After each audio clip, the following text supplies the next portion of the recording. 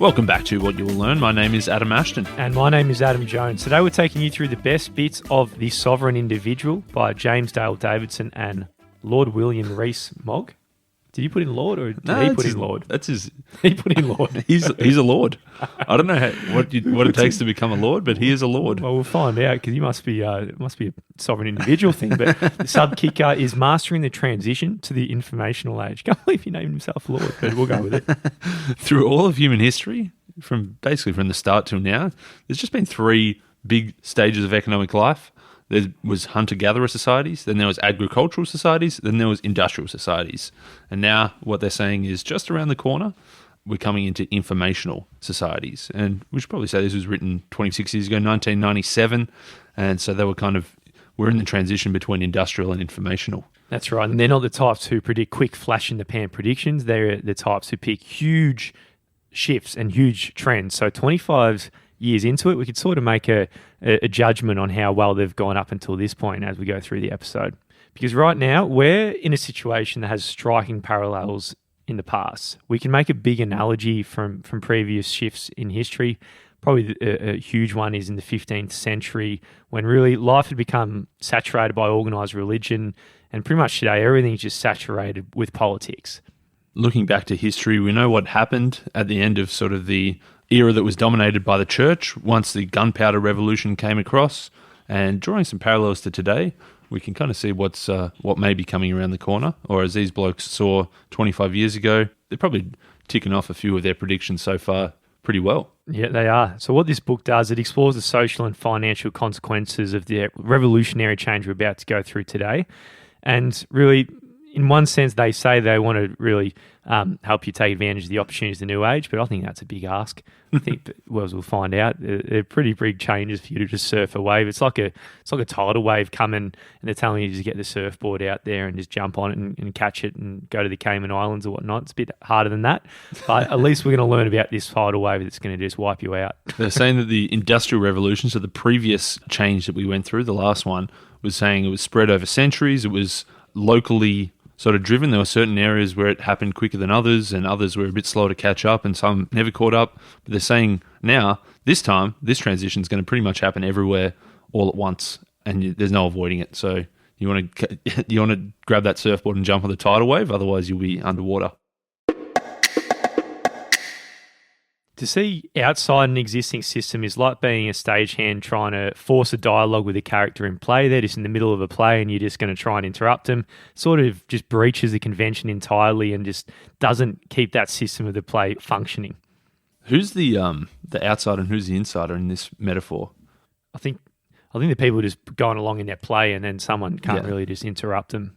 Gotcha. So if you're in the play and someone's off to the side, so they're saying they're the stagehand off to the side trying to talk to you, and you're in the play. Yeah, okay, that's where we are. We're all in our play. There's a couple of people like the Lord Mogg Rees or whatever his name is. The Lord is off to the side trying to give us a few words, but we're just playing our play at the moment. That's right. It's hard to break out of that.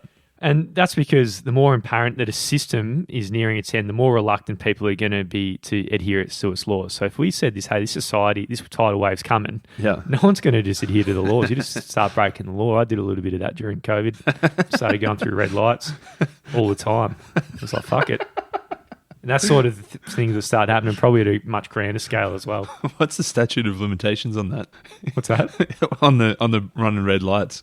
Can they retroactively just go, Oh, Jonesy, you ran a couple of red lights back in 2020. Yeah. Here's a fine. Yeah, no, I don't think they can, mate. I think we're done. And this is pretty similar to what happened during the Roman Empire because it was probably the biggest historical development in the first millennia, especially in the Christian era. But long after the demise, there was still a fiction that the Roman Empire is still together. Everyone's just going along in the play when everything was just going down in a pretty steady collapse. But the people figured out the Roman Empire had collapsed after it actually mattered. That's right. It's a strange one, isn't it? He's saying that to use a bit of a metaphor, if it was today, I don't know, say the US government completely collapsed, you're not going to see on CNN, you're not going to see on the news, the government has collapsed today.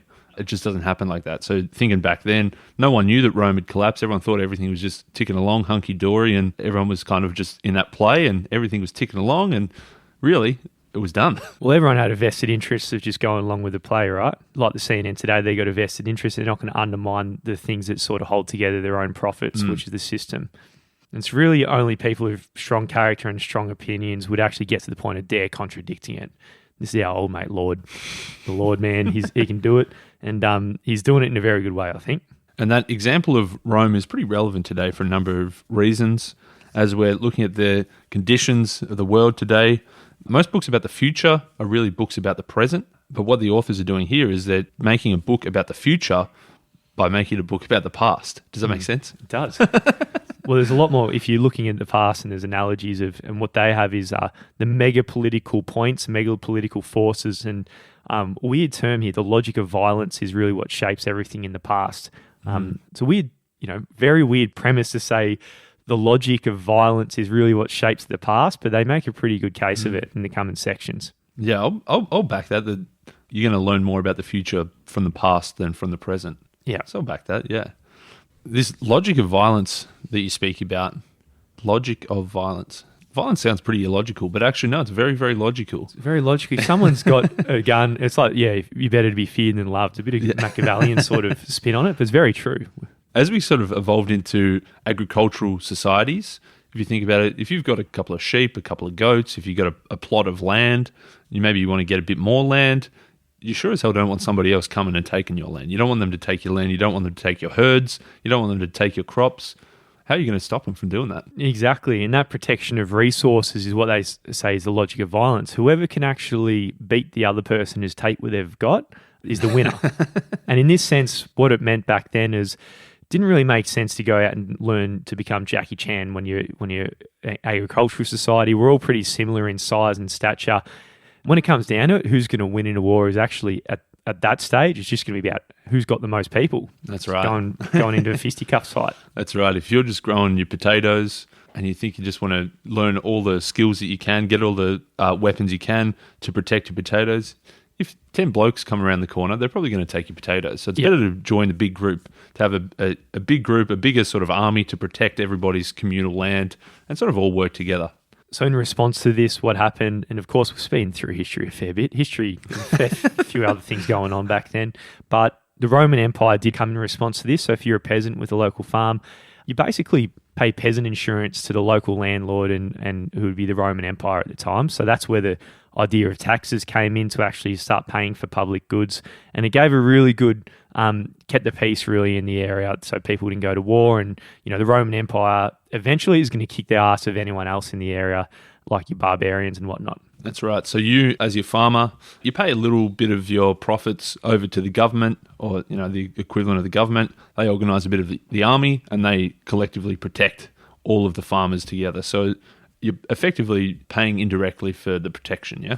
Yeah, but as is the case with every new centralised sort of command that comes through, the Romans, they started, having a little bit of extra ham and with their dinner of the overlords and a bit of that extra wine and maybe build an extra little mansion over there and a little castle over here. And that's all for your protection, though. All for your protection there. And of course, that's what happens. And there's a lot more corruption and the amount of taxes for it increases over time and gets to the point where it all gets senile quite to the extreme.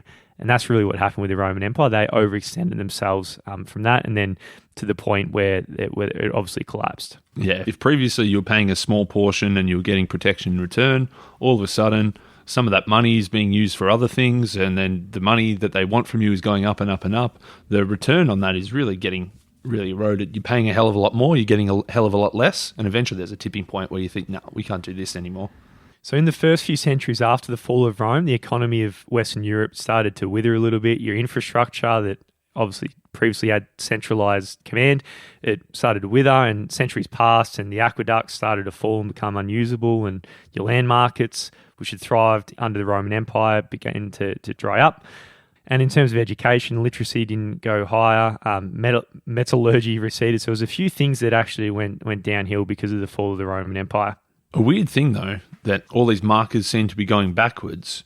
Strangely, though, the individual living standards of, say, the small farmers, they actually increased over the next couple of 100 years.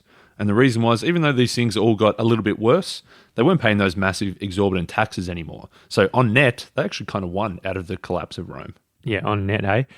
But so what happened from this point is the next new logic of violence evolved, and this was the idea of heavy cavalry. So previously, it doesn't matter if you're Jackie Chan, as long as you got 10 it all comes down to the volume of people you've got.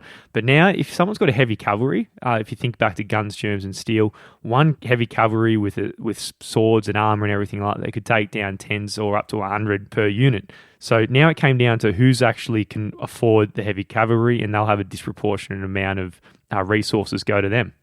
It's a bit like a late 10th century Blade Runner, and what emerged out of this was actually little castles and kingdoms. So little groups of people would actually try to protect themselves and have their own group of knights to protect them. And that's really what emerged out of this as a way of protecting people's assets. And obviously from here, the people in the castle started paying their tax to a centralised authority. So that centralised authority that pops up after the collapse of the Roman Empire, now the church pops up and became this centralised command. So in an era here where the military power was kind of decentralised, the church was uniquely placed to maintain the peace and develop the rules and a bit of order that transcended those fragmented local sovereignties. The church, they also were important for spreading technical knowledge and information. They sponsored universities, they produced books and manuscripts. They also took a role in helping farm managers who were becoming more literate. They helped them become a great deal more productive, so they increased the productivity of European farming. They undertook many of the functions that today have since been absorbed by government, including the provision of public infrastructure. And they also helped incubate a more complex market where they constructed and helped sort of deepen markets for many artisanal specialties and also engineering skills. So like every centralised authority, eventually things change, and then new forces causes these change, and we end up living in a different world. So as you were saying there, Ashto, the church did a few things which were pretty good, but they did a few things that were pretty bad as well. When they start getting a bit ahead of themselves and not just doing the good things, they start making more bad than good. One of them being monopoly pricing, a bit like the nation state today. They really started regulating specific industries to underpin their own interests and use their regulatory powers just to gain revenue that directs it in a certain way. They started doing really weird shit, and they started just like asking for money for everything. Mm-hmm. So your local priests, all of a sudden, there's this new rule.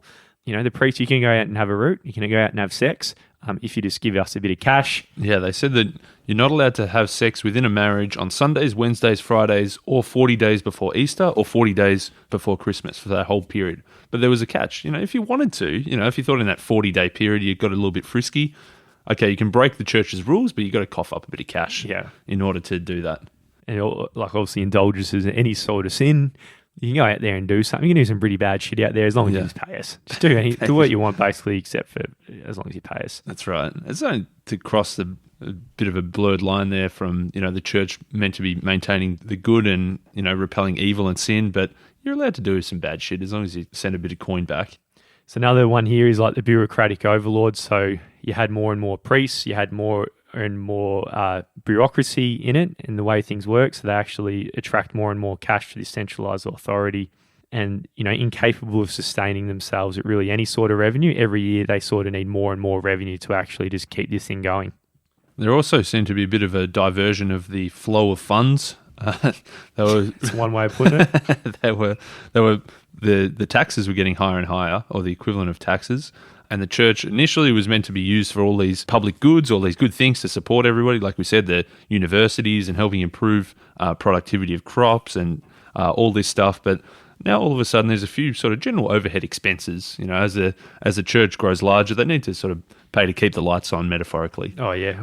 And literacy, probably, literally for, you got Pope Alexander here, who probably had a cardinal. So one cardinal, he staged a famous orgy in Siena with the most, beautiful women of the whole city he'd invited. So, and even the brothers and the fathers and husbands, of course, they couldn't. They didn't get the invite. Didn't get the invite. And servants kept score of each man's orgasm.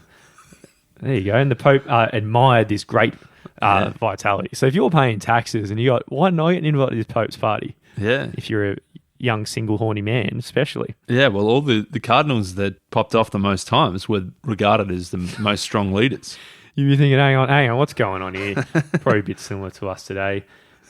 In what sense? As in what's going on we'd be here? confused. Well, with some of the government spending, you could say, Yeah. So really what the reasons the church came into existence at the start, they did all this good shit. Then they started doing all this bad shit. Yep. They got ahead of themselves. And then a new mega political force came in, and this was the gunpowder revolution. So remember, the church came out of knights, and that was the initial spark of it. The gunpowder revolution went back to the old peasant days, where all it came down to, you think about the First World War, who's got the most soldiers, who's got the most guns, who run up against each other, and bang, bang, bang, and whoever's got more people wins. So it went back to that. And that's really where, after the church demise, something new came in its place, and that was the nation state today. So previously, what we think of as being an Australian citizen or US citizen or Nicaragua or wherever the hell you might be from, that's who we see as our centralized identity today. Back then, it was all about being under the church. The church wasn't really, identifying with the country. That's right. So instead of the Cardinals going bang, bang, bang in their special parties, now you've got the armies going bang, bang, bang in a different sense. We can see the returns. Violence is on the rise again. The church managed to keep things pretty civil for a couple of hundred years while they were sort of pretending to run things in the name of good. But now we can see that violence is back on the rise. That's right. So that's what happened. The nation state came in 5 centuries ago. And this whole book's really been an analogy. Those things we were saying before, in roundabout ways, sort of happened again. The mega political force that brought in the nation state. So yeah, the nation state popped up, and the centralised bureaucracy and the amount of sort of tax and income redistribution going centralised is increasing, and it's more questionable how it perhaps is being spent than it was in the past. And we don't really see the cost. It's not always obvious. It's more of an opportunity cost, which it doesn't really actually come to top of mind, does it? And interestingly, the costs, these new costs, they really fell most heavily upon the more ambitious and more hardworking peasants, the ones who depended more on the aristocracy upon deploying their capital usefully. They paid the most in supporting the extravagant bureaucracy. The ones that depended more on the aristocracy deploying their capital usefully, they paid the most for supporting this new extravagant bureaucracy. So the big mega political force is the information age. What were you doing in 97, Ashto? You would have been a very young... Yeah, I was 3 or 4.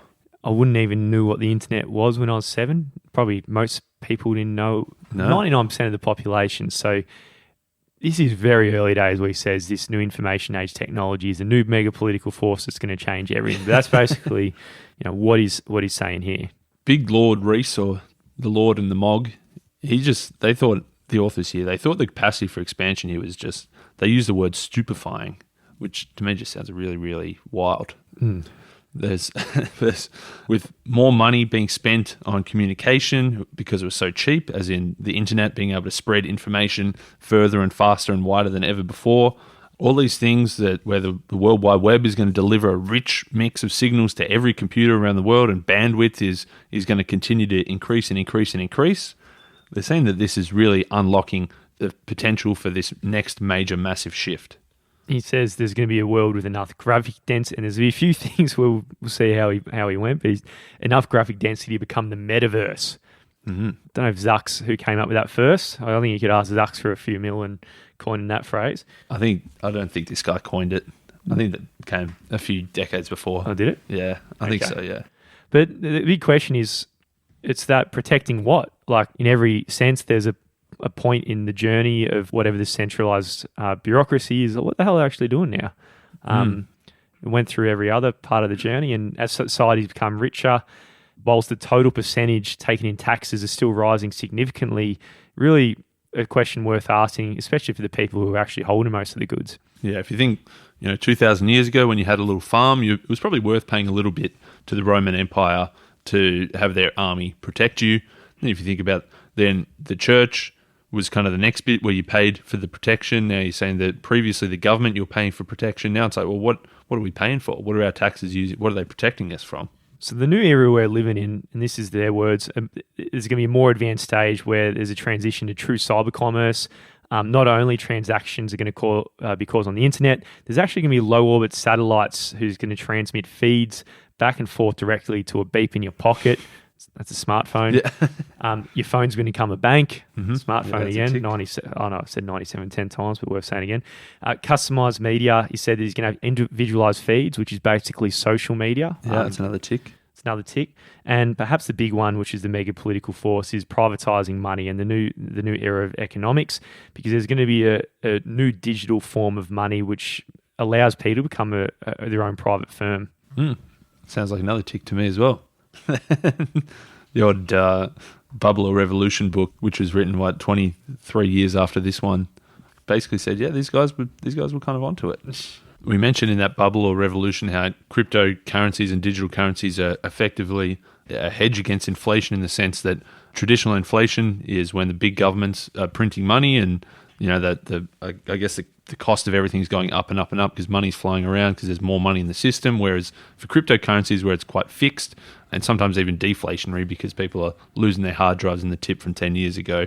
So really the advent of this new digital currency that these guys predicted 25 years ago is saying that that's really going to eradicate inflation potentially. Potentially, yeah. So previously, with the government had a monopoly on the currency, they could, if some issue pops up, they just print money and solve it. And they could just do that ad infinitum, but that allowed them to go in such deficits where, at the end of the day, probably the hardworking peasants are the ones paying off in the long run. But they no longer have that monopoly on currency because of this advent of cryptocurrency. So, if people can actually control their money and not allow governments to defraud them by printing it and sort of eradicating the value of money, then there's a new dilemma for Western governments around the world. Governments are going to face sharp drops in revenue from taxation. Effectively, if you're trying to opt out of the government system, and that system is where you're paying tax, and all of a sudden they don't have control over that money, then there's going to be less people paying tax. There's going to be a hell of a lot of the rich people opting out of paying tax, and the government's going to think, hang on, how come the stream that's flowing into our big coffers seems to be getting a bit of a trickle these days? Bit of a trickle, a bit of a little whittle. And if you think about and this is playing out probably more in the US than Australia, you could say, but you hear places like California where the tax is increasing a lot in that specific place where rich people used to be, and they're like, why are we paying, we've got the power here to move ourselves, so why would I stay in California when they're raising the tax? I'm going to go to Texas where there's lower tax. So at the same time, you've got the places that are raising the tax are actually getting the least, having the greatest loss to themselves. So they're going to go towards that bankruptcy quicker than all the other places. And that's obviously on the state-to-state level. If you scale that up, eventually it could be on the nation level.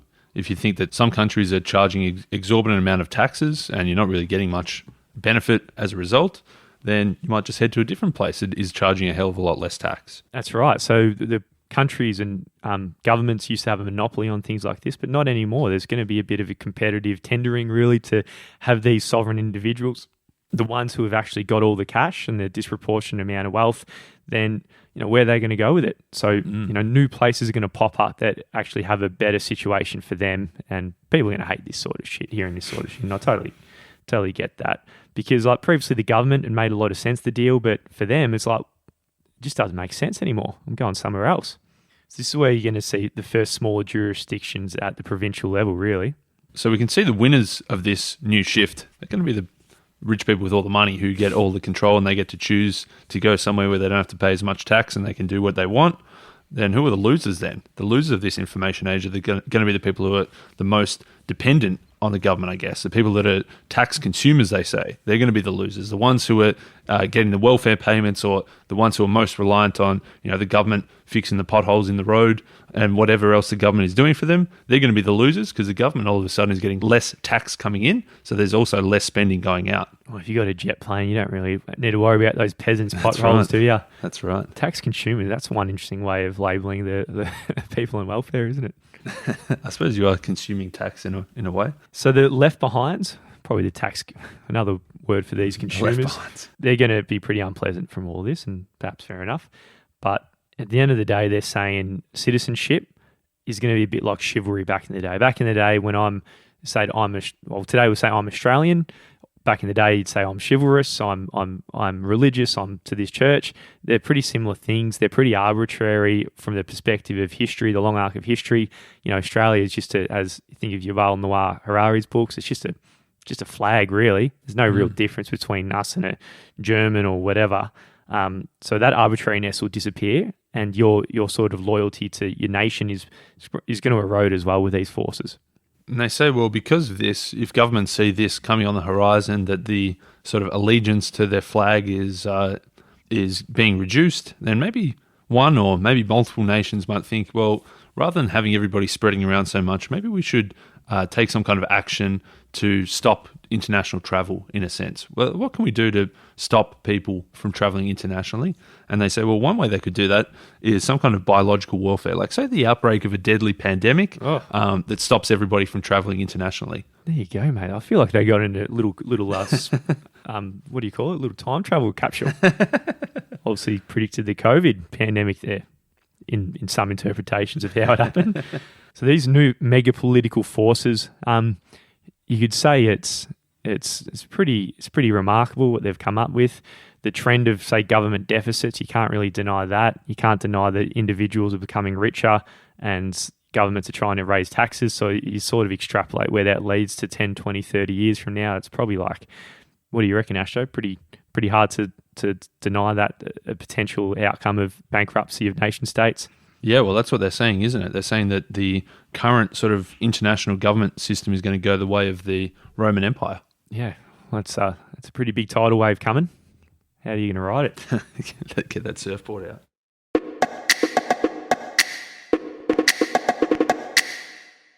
Basically, to ride this way, you just become rich, don't you, actually? That's what they say. It was a long 700-page book, and the kicker is read lots of books, get smart, make a business, make lots of money, and then you don't need to rely on the government, and you can just become rich and ride that tidal wave. Yeah, become a sovereign individual. Don't rely on the government so much. Get your money, go to the Cayman Islands. They've got a whole bunch of places, and I looked up on the internet a few places you can go to if you're that way inclined. You can go to the UAE, you can go to Singapore. The Bahamas are pretty good. They've got 8.79 on this arbitrary website I got, where your property taxes are 1% and your capital gains tax. So there's a few places like that are just calling out for people once you've made the journey. But yeah, got to get on that surfboard first. So they say that the way to do this, well, they don't really give you a recipe. They just say go and read a whole bunch of other books to learn how to get good at business and make lots of money. But they do say that success in business, as in most areas in life, depends on the ability to solve problems. If you can learn or if you can teach yourself how to solve problems, you can have a pretty bright career ahead of yourself. No matter where you live, there are going to be problems that need solving. So if you can be the person who's a problem solver, you're going to be pretty well off. So in most cases, people are going to benefit from the solutions of their problems, and they're probably going to pay you handsomely to the effect of them. And it's probably your pathway to become a sovereign individual if that's the way you want to go.